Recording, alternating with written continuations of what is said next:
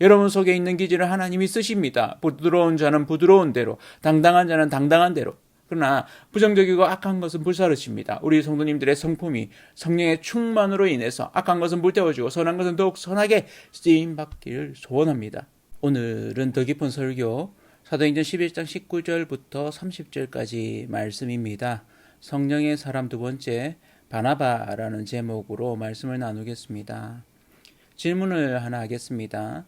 당신의 성격, 기질, 성품은 어떤 것 같습니까? 한번 생각해 보십시오. 바나바의 본명은 요셉입니다. 그는 구브로라는 키프로스 섬에서 태어난 레위족 유대인입니다. 그러니까 헬라파 유대인입니다. 그 부모 중에 한 명은 유대인이 아닌 거죠. 그래서 그는 아람어도 썼지만 헬라어도 썼을 것으로 이렇게 추정해 볼 수 있습니다. 권위의 아들, 또 위로의 아들이라는 별명을 가지고 있으면서 권위자라고도 불렸습니다. 이 아랍어인 바르나바라고 하는데 우리 바나바 이렇게 얘기하는데 예루살렘 교회에서 이 권위자라는 그런 별명으로 불렸습니다. 그는 부유했고 또 그러한 부를 많은 사람을 돕는데 또 위로하는데 아끼지 않았습니다. 그래서 예루살렘 교회에서 그는 좋은 본이 되는 사람이었습니다. 그를 권위자로서 사람들은 인정했던 거죠. 사도행전 4장 36, 37절을 보면 이렇게 이 바나바에 대해서 설명합니다. 구브로에서 난 레위족 사람이 있으니 이름은 요셉이라 사도들이 일컬어 바나바라 번역하며 위로의 아들이라 하니 그가 밭이 있음에 팔아 그 값을 가지고 사도들의 발 앞에 두니라 그렇습니다. 이 사람의 본으로 인해 이후에 많은 사람들이 밭을 팔고 또 유무상통하는 이런 일들을 하는데 그 중에 이제 아나니아와 삽비라도 도전을 받고 그들의 밭을 팔게 되기도 하죠. 그는 전승에 의하면 예수님 당시 70인의 제자 중 한 명으로 이렇게 전해지기도 합니다. 그리스 교부인 알렉산드리아의 클레멘스나 아우세비우스가 말하기를 이렇게 전합니다. 그러니까 바나바는 예수님 당시 예수님의 70인의 제자 중 한 명이었다는 거죠. 그리고 예수님의 십자가 죽음도 목도한 것으로 봅니다. 예수님의 부활 이후에 성령 강림 때 예루살렘 교회가 세워지는 데 있어서 그 성령 강림도 경험하고 또 중추적인 역할을 한 사람으로 봅니다. 바나바 역시도 때로는 사도로 불리기도 했는데 이 사도라는 것은 보내심을 받은 자 이런 뜻이죠. 그래서 사도행전 14장 14절에 보면 두 사도 바나바와 바울이 듣고라고 표현하는 부분이 있습니다. 그러니까 누가가 기록하기를 이들이 선교 여행을 떠났을 때 사도라는 이런 부분들을 쓰고 있는 부분들이 있습니다. 바나바는 기질적으로 따뜻한 사람입니다. 본문에서도 사도행전 11장 24절에 보면 바나바는 착한 사람이요 성령과 믿음이 충만한 사람이라 이에 큰 무리가 죽게 더하여지더라고 표현하고 있습니다.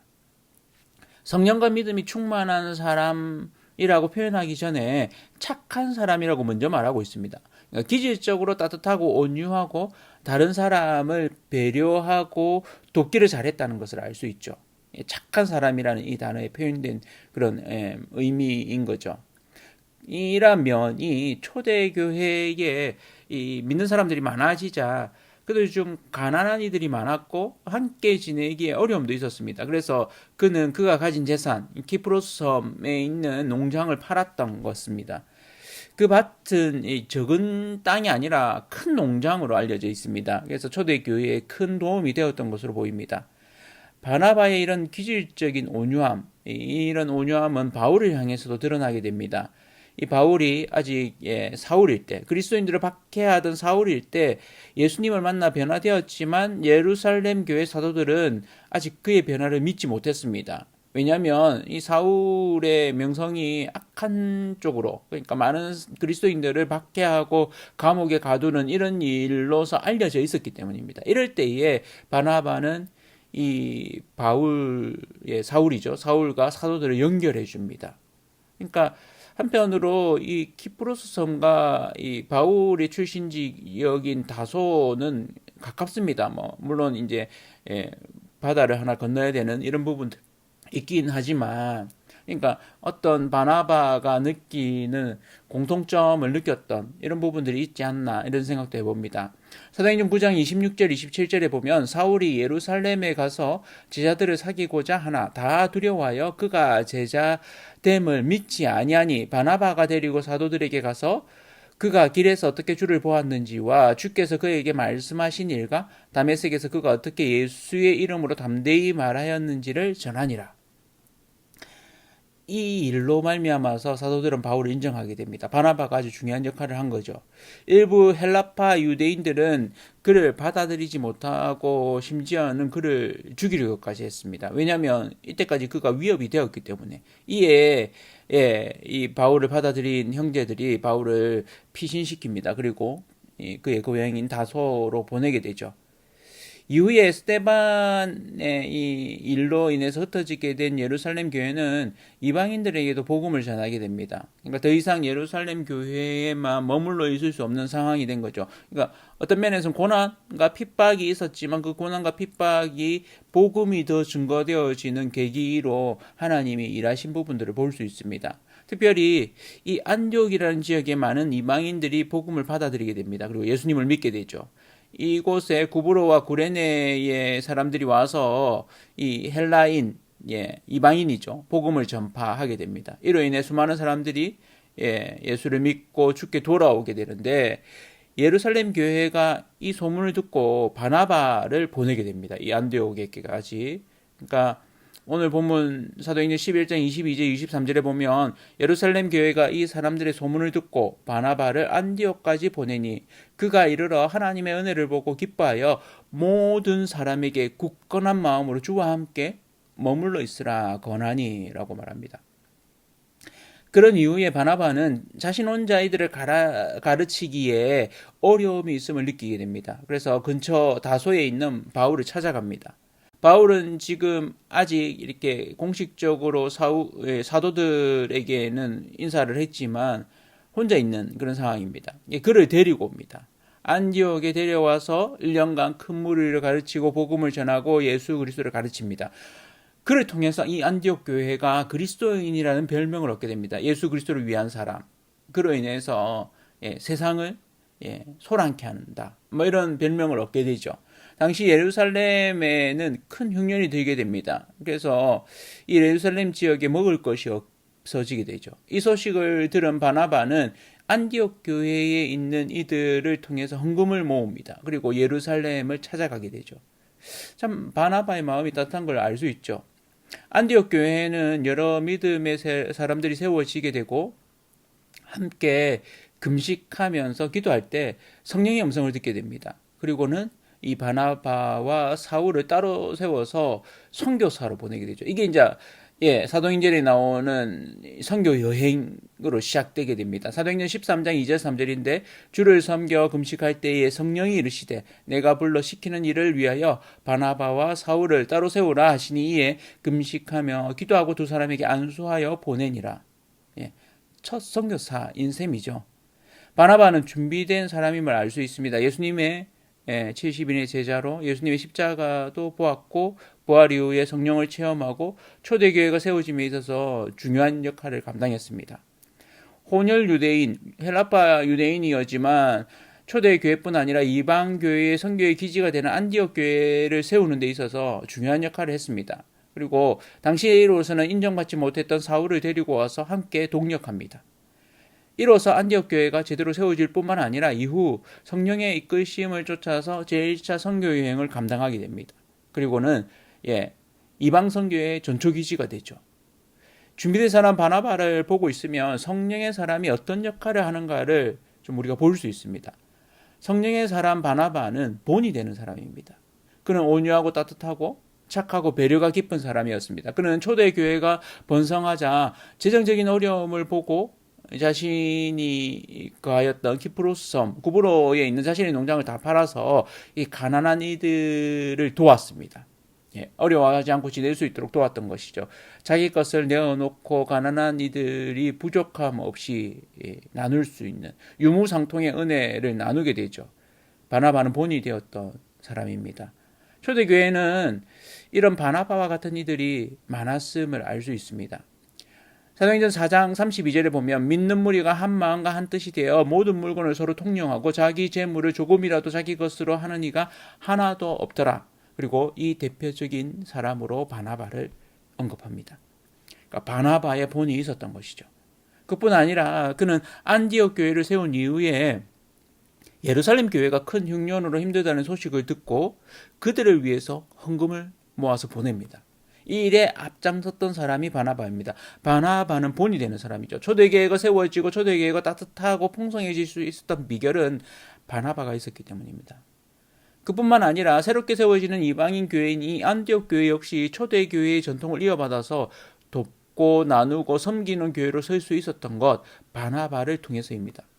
바나바는 긍휼이 풍부한 사람이었습니다. 권면과 격려, 위로와 배려를 잘하는 사람이죠. 그런 그의 기질을 성령의 충만함을 통해서 더욱 거룩하게 쓰시는 하나님을 볼 수 있습니다. 바나바의 기질은 당당하고 리더십이 강했던 바울과는 달랐습니다. 이로 인해서 결국 바나바는 바울을 차기 리더십으로 세워주는 역할을 하게 되죠. 그리고 그는 뒤로 물러서게 됩니다. 하나님은 기질을 바꾸시지 않고 쓰십니다. 그의 기질대로 쓰시는 거죠. 바나바를 바울처럼 만드시지는 않습니다. 바나바는 바나바대로, 바울은 바울대로 쓰신 거죠. 긍휼의 사람 바나바를 통해서 초대교회의 본을 세우시고 초대교회가 또 안디옥 교회가 따뜻하고 풍성함을 누릴 수 있는 공동체가 되게 하신 것이죠. 여기에 바나바의 귀한 본이 있습니다. 성령의 사람 바나바는 본이 되는 사람입니다. 성령의 사람은 본이 되죠. 성령을 통해서 그의 기질대로 쓰십니다. 바나바를 온유의 사람으로, 격려의 사람으로, 배려의 사람으로 쓰시는 하나님을 봅니다. 여러분의 기질은 어떻습니까? 하나님이 여러분의 기질대로 쓰십니다. 물론 그렇다고 해서 화를 잘 내거나 미워하거나 이런 부정적인 성품을 그대로 쓰신다는 말은 아닙니다. 성령이 역사하실 때는 그런 부정적인 성품을 불태우십니다. 성령을 통해서 우리의 성품을 다듬으시고 우리 속에 있는 좋은 성품이 더 아름답게 빛나도록 빚어지도록 하십니다. 그리고 우리를 본이 되게 하십니다. 우리를 통해 일하시는 것이죠. 성령의 사람은 자신을 주장하는 사람이 아니죠. 자신을 내어주고 사랑하는 사람입니다. 성령의 사람은 성령의 이끄심에 반응해서 순종하는 사람입니다. 성령의 사람은 우리를 통해서 다른 사람을 배려하고 세워주고 긍휼히 여기는 사람입니다. 우리 성도님들 이런 성령의 사람 되시기를 축복합니다. 여러분 속에 있는 기질을 하나님이 쓰십니다. 부드러운 자는 부드러운 대로, 당당한 자는 당당한 대로. 그러나 부정적이고 악한 것은 불사르십니다. 우리 성도님들의 성품이 성령의 충만으로 인해서 악한 것은 불태워지고 선한 것은 더욱 선하게 쓰임받기를 소원합니다. 바나바는 또한 다리가 되는 역할을 했습니다. 그는 유대인과 헬라인을 연결시키는 다리의 역할을 했습니다. 특별히 이방인들에게 복음이 전해지고 이방 지역에 특별히 헬라인 중에 많은 믿는 이들이 생겼을 때 예루살렘 교회는 이를 위해 바나바를 보내게 되죠. 바나바가 그 역할을 잘 감당할 사람으로 이들이 믿었던 거죠. 그리고 그 일들을 잘 감당했습니다. 그리고 이 일에 적합한 바울을 불러내게 되죠. 그는 바울과 사도들을 연결시켜주는 다리 역할을 했습니다. 바울과 안디옥 교회를 또한 연결시켜 주었죠. 그래서 바울이 안디옥 교회에서 가르치는 일들을 감당하도록 했습니다. 그래서 안디옥 교회가 더욱 든든히 그리고 튼튼히 서가도록 했죠. 그 역시 잘 가르치는 자였지만 바울을 잘 이끌어 주었습니다. 안디옥 교회와 예루살렘 교회 또한 이어주는 다리 역할을 감당했던 거죠. 바나바는 다리 같은 사람입니다. 성령의 사람 바나바는 사람을 이어주는 사람입니다. 그를 통해 그는 사람을 세우는 사람이죠. 그는 바울과 사도들을 이어주었고 안디옥 교회와 예루살렘 교회를 이어주었습니다. 그는 안디옥 교회를 통해서 이방 선교를 통해 이방인들에게 예수님을 이어주는 사람이 되었습니다. 바나바가 없었다면 1차 선교 여행은 더욱 지체되었을지도 모릅니다. 결국 성령님은 하셨을 것입니다. 그러나 바나바가 있었기 때문에 그를 통해서 그가 데려온 바울과 함께 제1차 선교 여행이 지체 없이 진행되게 됐던 거죠. 바나바는 이후 구브로 교회를 세우는 역할을 했습니다. 그의 조카 마가를 데리고 제1차 선교 여행을 갔다가 마가가 향수병으로 인해서 중도 포기하게 되죠. 2차 선교 여행을 다시 떠나려고 할 때 바나바는 그의 긍휼의 마음으로 조카를 다시 데려가려고 합니다. 그러나 이 일로 인해서 바울과 이렇게 갈등이 빚어지게 되죠. 결국 이 일로 인해서 두 팀이 나뉘어서 제2차 선교 여행을 떠나게 됩니다. 바나바는 1차 선교 여행을 갔던 소아시아 전도 여행을 하게 됩니다. 그리고 나서는 이후에 이 키프로스 섬, 자기의 고향인 구브로에 머물게 됩니다. 그리고 그 구브로에 교회를 세우게 됩니다. 구브로의 살라미스라고 하는 이곳에 순교한 것으로 알려져 있습니다. 여러분은 이어주는 사람입니까? 성령의 사람은 이어주는 사람입니다. 그를 통해서 사람을 세워주는 사람, 바나바죠. 바나바를 통해서 많은 사람들이 세워졌습니다. 초대교회의 사람들이 영향을 받고 이 바울이 세워졌고 또한 마가가 세워졌습니다. 물론 그의 한계도 있습니다. 바울을 통해서 소아시아만이 아닌 이 헬라와 아주 로마로까지 전도가 이루어지죠. 그러나 이 바울과는 다르게 이 바나바는 소아시아와 구브로에 머물렀습니다. 그의 품이 그만큼이었던 셈이죠.